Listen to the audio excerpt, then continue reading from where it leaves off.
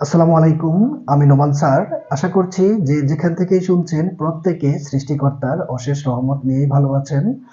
আলোচনা করতে চাই সমান্তর ধারা 13.1 প্রশ্ন 21 ও 23 নং নিয়ে। তো এখানে দুটি প্রশ্নই পরস্পর থেকে আলাদা। কারণ আমরা 21 নং প্রশ্নে দেখতেছি যে এখানে বাম পক্ষ করে হচ্ছে আমাদের ডান পক্ষ মেলাতে হবে।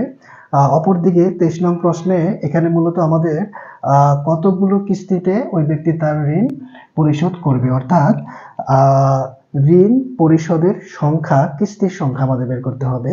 তাহলে এখানে আমি ধরোনা প্রশ্নই করব। তাহলে আমি 23 নং প্রশ্নটা দিয়েই প্রথমে শুরু করতে চাই, যেহেতু এটি নিচে আছে। তাহলে আগে আমরা একটু প্রশ্নটা পড়ে নেই। এখানে বলা আছে যে এক ব্যক্তি 2500 টাকার একটি ঋণ কিছু সংখ্যক কিস্তিতে পরিশোধ করতে রাজি হন। আচ্ছা, কিছু সংখ্যক কিস্তিতে, তার মানে আমরা স্পেসিফিক কিস্তির যে সংখ্যাটা সেটা জানি না, কয়টা কিস্তিতে পরিশোধ করতে হবে। তবে তারা বলেছে যে প্রত্যেক কিস্তিটা হচ্ছে পূর্বের কিস্তি থেকে 2 টাকা বেশি। মানে প্রথম কিস্তি যত টাকা দিবে তার পরের কিস্তিটা হবে 2 টাকা করে বেশি, তারপরে কিস্তি আবার 2 টাকা করে বেশি, এভাবে বাড়তেই থাকবে। তো এখন প্রথম কিস্তির পরিমাণ বলেছে 1 টাকা, তার মানে দ্বিতীয় কিস্তিটা হবে কত? 1 যোগ 2 সমান 3 টাকা। তৃতীয় কিস্তিটা হবে 3 যোগ 2 সমান 5 টাকা। যেহেতু প্রতি কিস্তিতে 2 টাকা করে বাড়তেছে, তাহলে আমরা বুঝে ফেলছি এটা একটি সমান্তর ধারা। তাহলে তাদের কথা অনুযায়ী আমরা প্রথমে লিখতে পারি যে দেওয়া আছে প্রথম কিস্তিতে পরিশোধ করে 1 টাকা। তাহলে আমরা এটা দিয়ে প্রথমে শুরু করব যে দেওয়া আছে প্রথম কিস্তিতে পরিশোধ করে সমান 1 টাকা।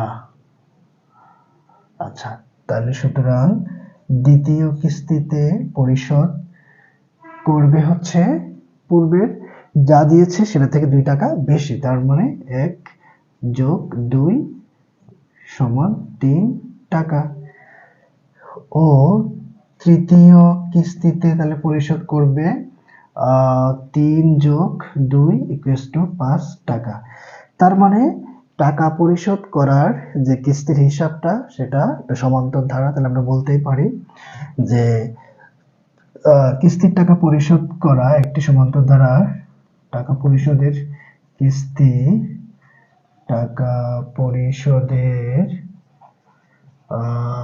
কিস্তিটা হচ্ছে একটি সমান্তর ধারা,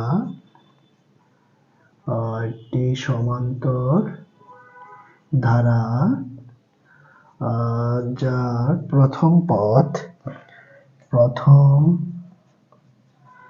পদটি হচ্ছে আমাদের a সমান 1, যেহেতু এটা হচ্ছে প্রথমে পরিশোধ করার টাকা।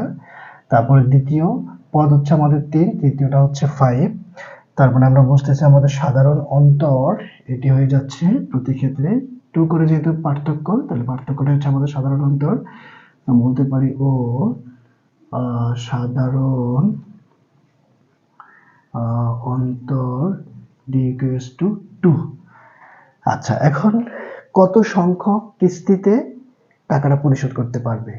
টাকাটা বলতে মোট যে টাকাটা এখানে বলা আছে 2500, তার মানে টোটাল টাকার পরিমাণ এখানে 2500। তার মানে আমরা বলতে পারি টোটাল যে কিস্তির সমষ্টিটা সেটা আমাদের 2500। তার মানে আমরা এখানে n সংখ্যক পদের যে সমষ্টি আছে সেই সূত্রটি প্রয়োগ করে দিয়ে সহজে আমরা n এর মানটা বের করে দিতে পারি। তাহলে আমাদের যেটা লিখতে হবে যে আগে আমরা প্রথমে সূত্রটা লিখে নেই, যেখানে n সংখ্যক পদের সমষ্টি। এখন n সংখ্যক আমরা জানি,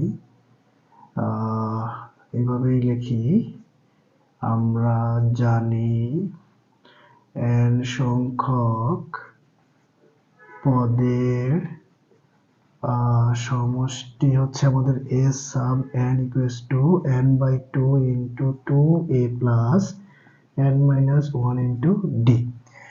তাইলে এটা সমষ্টির সূত্র।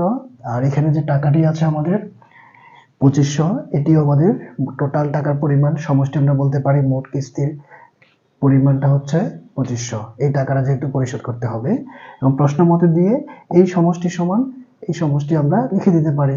আমাদের প্রশ্ন অনুযায়ী আমরা এভাবে লিখতে পারবো, কারণ আমাদের প্রশ্ন মতের উভয় পাশে দুটোটা সেম ক্যাটাগরি। প্রশ্ন মতের ক্ষেত্রে দুটো পক্ষ সেম ক্যাটাগরি থাকাটাই হচ্ছে আমাদের ইম্পর্টেন্ট। তাহলে আমরা লিখতে পারি যে প্রশ্ন মতে, তাহলে আমাদের এখানে সমষ্টি হচ্ছে n/2 * 2a + n-1 * d = 2500, বা আমরা n এর মান বের করব। এখন 2 এর মানটি আমরা জানি, এটা হচ্ছে আমাদের প্রথম পদ ছিল 1 টাকা, প্লাস n এর মান বের করব, আর d এর মানটা হচ্ছে আমাদের এখানে 2, আর এখানে যা আছে তা বসিয়ে দিলাম। এখন বা দিয়ে n/2, এখানে পাচ্ছি কত 2, এখানে 2n-2 = 2500। আচ্ছা, তারপর এখানে আরেকটা লাইন আমরা করে ফেলি, n/2, না এখানে না করে পরের লাইনে চলে যাই। তাহলে আমরা লিখতে পারি বা n/2, এই টু কাটা, তাহলে থাকতেছে শুধু এখানে 2n = 2500, বা এখানে আবার 2 কাটা, তার মানে n² পেলাম এখানে n গুণ করে 2500, বা n আমরা যদি √ওভার করে দেই উভয় পক্ষে, বা বর্গমূল করে, উভয় পক্ষে বর্গমূল করলে আমাদের √ওভার² কাটা যাবে। এটা কিভাবে কাটা যায়, এটা আবার অনেকেই হচ্ছে যে ভুল করো, ম্যাক্সিমামই জানো। √ওভারের মান হচ্ছে হাফ, অর্থাৎ এই √ওভারের মান হচ্ছে হাফ। তাহলে আমরা যখন এই √ওভারটা উঠাই দিচ্ছি তখন এই হাফ এখানে বসে যাচ্ছে, তাহলে n² এর যে 2টা আছে এই কাটা যায়, তাহলে শুধু n থাকবে এখানে। আর 2500কে √ওভার করলে আমরা কত পাবো, 50, 00, 5×5 = 25, হ্যাঁ 50 পাবো। তার মানে কততম কিস্তিতে গিয়ে আমরা এই টাকাটা পরিশোধ করতে পারবো সেটা আমরা নিশ্চিন্তে পেয়ে গেলাম।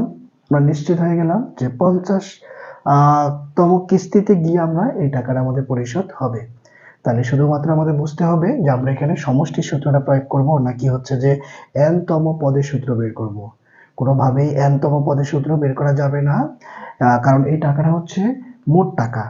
তাহলে এটাকে আমরা টোটাল কিস্তির সমষ্টি চিন্তা করলে আমাদের সমষ্টির সূত্রটা প্রয়োগ করতে হবে। তাহলে খুবই সহজ। এখন আমরা চলে যাব 21 নং প্রশ্নটির মধ্যে। তাহলে এখানে 21 নং প্রশ্নে আমাদের 3টা তম পদের কথা বলা আছে, p তম পদ, q তম পদ আর r তম পদ। এই পদগুলো কি কি তারা যথাক্রমে দিয়ে বলে দিয়েছে যে a b c, অর্থাৎ p তম পদটা হচ্ছে a, আর q তম পদটা হচ্ছে আমাদের b, আর r তম পদটা হচ্ছে আমাদের c, আর p তম তো বললামই a। যথাক্রমে মানে যেটা প্রথমে থাকবে তার পদের ইয়াটা হচ্ছে সংখ্যাটা হচ্ছে প্রথমে থাকবে। আর দেখানোর বিষয় হচ্ছে এগুলার গুণ করে তারপরে সবগুলার সমষ্টি হচ্ছে 0। তাহলে এইটা খুবই সহজ, যেহেতু তারা বলে দিয়েছে যে p তম পদ হচ্ছে a, তাহলে আমরা কি জানি p তম পদ মানে যে কোনো তম পদ হচ্ছে a প্লাস যেটা থাকবে ওইটা -1 * d। যদি হচ্ছে যে m তম পদ থাকে তাহলে a প্লাস m-1 * d। যদি হচ্ছে যে এই কলম তম পদ থাকে তাহলে a প্লাস কলম -1 * d। সরি, এটা হচ্ছে মার্কার। যদি হচ্ছে যে মার্কার তম পদ থাকে তাহলে a প্লাস মার্কার -1 * d, অর্থাৎ যা থাকবে সেটা -1 * d। আর এটা সমান হচ্ছে a, তাহলে আমরা a লিখে দিব। আবার এখানে q তম পদ যা আছে তাহলে আমরা এখানে q তম পদ সেটা লিখে দিব। এভাবে করে আমরা তাহলে এখান থেকে 3টা সমীকরণ আমরা পেয়ে যাব। তাহলে আমরা সেই কাজটাই করি। তারা বলেই দিয়েছে সমান্তর ধারা, তাহলে সমান্তর ধারার ক্ষেত্রে আমরা কি কি পাই, প্রথম পদ আর হচ্ছে সাধারণ অন্তর। তো এই দুইটা জিনিস এখানে দেওয়া নাই, তাহলে আমরা ধরে নিব প্রথম পদ, আমরা তো a ধরতাম, তবে এখানে আমরা a ধরবো না, যেহেতু এখানে p তম পদটা হচ্ছে a, তাহলে a বাদ দিয়ে আমরা অন্য যে কোনো কিছু একটা ধরে নিব। আর সাধারণ অন্তরটা এখানে d অক্ষরের যেহেতু ব্যবহার নেই, তাহলে আমরা সাধারণত ডিটাকেই রাখবো। তাহলে আমরা প্রথমেই লিখে নিব যে ধরি সমান্তর ধারাটির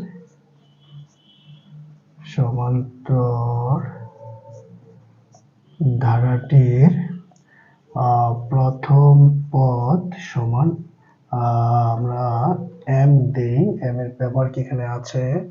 এম এর ব্যবহার নাই, তাহলে এম দিলাম। ও সাধারণ অন্তর ইকুয়ালস টু ডি। আচ্ছা, এবার পি তম পদ আমরা কি পাই?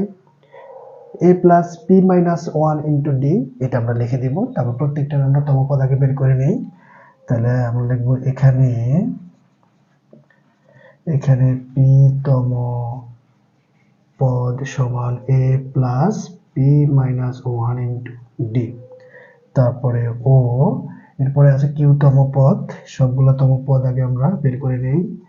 a plus Q minus one into D, এরপরে আমরা লিখব এবং আর তম পদ, তাহলে a প্লাস, সরি এখানে তো আমরা a দিব না, আমাদের প্রথম পদ যেহেতু m, তাহলে আমরা m দিব। প্রথম পদ আমরা যা থাকবে আমরা সেটা এখানে দিতে হবে। তাহলে m plus R minus one into D. আচ্ছা, এখন এগুলা সমান আবার কি কি দেওয়া আছে? A B C. তার মানে আমরা তিনটা সমীকরণ এখান থেকে লিখে নিতে পারি। তাহলে আমরা লিখব যে প্রথম প্রশ্ন মতে বা শর্ত মতে এম তম পদ হচ্ছে, পি তম পদ হচ্ছে M plus P minus one into D equals to হচ্ছে এ। এটা হচ্ছে আমাদের নাম্বার 1 সমীকরণ। তারপরে দ্বিতীয় শর্ত মতে আমরা কি পাই? দ্বিতীয় শর্ত মতে হচ্ছে M plus Q minus one into D equals to হচ্ছে আমাদের বি। এটাকে আমরা দেব 2 নম্বর সমীকরণ। তারপর তৃতীয় শর্ত মতে এখানে আমাদের আছে M plus R minus one into D equals to, এটা হচ্ছে আমাদের সি। এই হচ্ছে আমাদের তিনটা সমীকরণ। এখন খুবই সহজ, পরে কাজটুকু, তিনটা সমীকরণ যদি আমরা যোগ করে দেই, এরপরে বাকি হচ্ছে গুণ করলেই কাটাকাটি হয়ে যাবে, বাস অঙ্ক আমাদের ফলাফল যে 0 আছে সেটা বের হয়ে যাবে। তাহলে আমরা এখন এই কাজটি করি যে 1, 2 ও 3 নং সমীকরণ।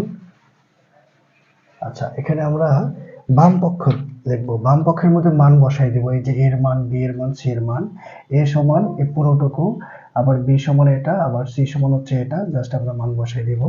তাহলে আমাদের লিখতে হবে বাম পক্ষ কি আছে, A into Q minus R plus B into R minus P plus C into P minus Q. আচ্ছা, এখন আমাদের মান বসানোর পালা। আমরা এ সমান এটা লিখতে পারি যে M plus P minus one into D. আচ্ছা, এটা যদি আমরা গুণ করে নেই তাহলে এটা আমাদের জন্য একটু সহজ হয়। আমরা এখানে গুণ করে নেই, তাহলে আমরা সমীকরণটা এক লাইন পরেই লিখব যে M plus P D minus D equals to A. আমরা এখানে 1 নম্বর সমীকরণ দেই, আবার এটাকে আমরা একটু গুণ করে নেই, তাহলে এখানে গিয়ে আর আমাদের ঝামেলা থাকে না। Q D minus D equals to B.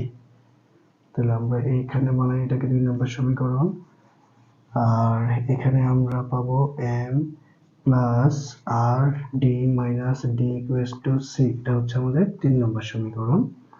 তাহলে এখন আমরা মানগুলো সরাসরি বসাই দেই।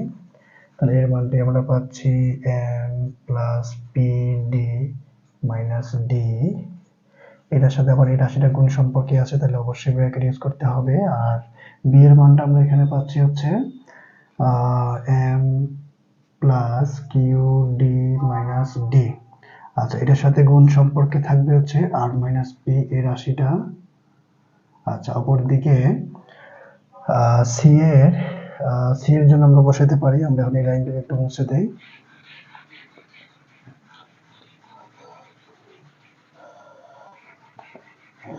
তাহলে সি এর জন্য আমরা বসাতে পারি এম প্লাস আর টি মাইনাস ডি। আচ্ছা, এরপরে সি এর সাথে যেটা গুণ সম্পর্কে আছে আমরা সেটা বসিয়ে দিব। আচ্ছা, এই গেল আমাদের মান বসানোর কাজ। এখন আমরা গুণ করে দিব। গুণ করে দিলে আমরা পাচ্ছি এখানে এম কিউ, তারপর হচ্ছে যে মানে এইটার সাথে আমরা পুরোটা একবার গুণ করব, তারপরে আর এর সাথে আমরা পুরোটা একবার গুণ করব। তাহলে কি পাচ্ছি M Q plus P Q D minus Q D. আচ্ছা, এরপরে হচ্ছে মাইনাস আর দিয়ে পুরোটা গুণ করব। তাহলে minus R M minus P R D, তারপর হচ্ছে মাইনাসে মাইনাসে প্লাস আর ডি। আচ্ছা, এটা কাজ শেষ। এখন আমরা এটা গুণ করব। তাহলে কি পাচ্ছি plus M R plus Q R D আর, এরপরে আর এর সাথে এটা আসবে মাইনাস আর ডি। আচ্ছা, এখন মাইনাস পি দিয়ে আবার সবগুলো গুণ করব। প্লাসে মাইনাসে minus M P minus Q P D মাইনাসে মাইনাসে প্লাস পি ডি। তাহলে এটার কাজ আমাদের শেষ। এখন এটার কাজ করব। তাহলে প্লাস পি দিয়ে সবগুলোকে আমরা গুণ করব। তাহলে পাবো এখানে plus P M plus P R D, তারপর হচ্ছে যে মাইনাস পি ডি। আচ্ছা, এবার কিউ মাইনাস কিউ দিয়ে এবার সবগুলা আবার এই তিন পদে আমরা গুণ করব। তাহলে পাচ্ছি হচ্ছে মাইনাস এম কিউ প্লাস মাইনাসে মাইনাস কিউ আর ডি মাইনাসে মাইনাসে প্লাস, তারপর হচ্ছে আমাদের ডি কিউ। তাহলে আমরা যে কাজটা করলাম, আমরা এই দুটো পদকে এই পুরো রাশির সাথে গুণ করেছি, এখানে দুটো পদকে এই রাশির সাথে গুণ করেছি, এখানে দুটো পদকে পুরো সাথে গুণ করে দিয়েছি। তাহলে এখন এখানে সবগুলো হচ্ছে আমাদের কাটা যাবে। যেমন এখানে M Q plus M Q আর কোথায় আছে আমাদের এম কিউ যেখানে আছে প্লাস মাইনাসে কাটা, তারপরে পি কিউ ডি আমাদের কোথায় আছে আর পি কিউ ডি যে কাটা যাচ্ছে, তারপরে কিউ ডি আমাদের কোথায় আছে আর কিউ ডি, এই যে কিউ ডি প্লাস মাইনাসে কাটা, তারপরে হচ্ছে আর এম আর কোথায় আছে আমাদের এখানে আর এম, এই যে আর এম কাটা, তারপরে পি আর ডি কাটা, তারপর হচ্ছে থাকে আর ডি কাটা, তারপর হচ্ছে কিউ ডি আর এই যে কাটা যাচ্ছে, তারপর হচ্ছে আর পি আমরা সরি এমপি, এই যে এমপি কাটা, তারপর হচ্ছে পিডি কাটা। তার মানে সব আমাদের কাটা গেছে। ফলাফল হচ্ছে আমাদের 0, অর্থাৎ আমাদের ডান পক্ষে 0 আনতে বলেছিল, আমরা পেয়ে গেলাম। এখন আমাদের কাজ হচ্ছে ইকুয়াল টু ডান পক্ষ। তাহলে সুতরাং বাম পক্ষ সমান ডান পক্ষ আমাদের বলেছে দেখাইতে, তাহলে আমরা লিখবো দেখানো হলো।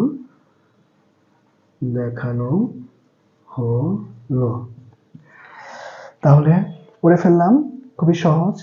শুধু হচ্ছে আমরা তম পদের যে সূত্রটা সেটা একটু মাথায় রাখতে হবে। এরপর প্রশ্ন মতে দিয়ে লাইনগুলো করে 1 নম্বর 2 নম্বর সমীকরণ দিয়ে মান বসিয়ে দিব। খুবই সহজ। সামনে যে অঙ্কগুলো বাকি আছে ইনশাল্লাহ ওগুলো নিয়ে বিস্তারিত আলোচনা করব কোনো একটি ক্লাস নিয়ে। তো সে পর্যন্ত সবাই ভালো থাকো, সবার জন্য দোয়া ও শুভকামনা রইল। আসসালামু আলাইকুম।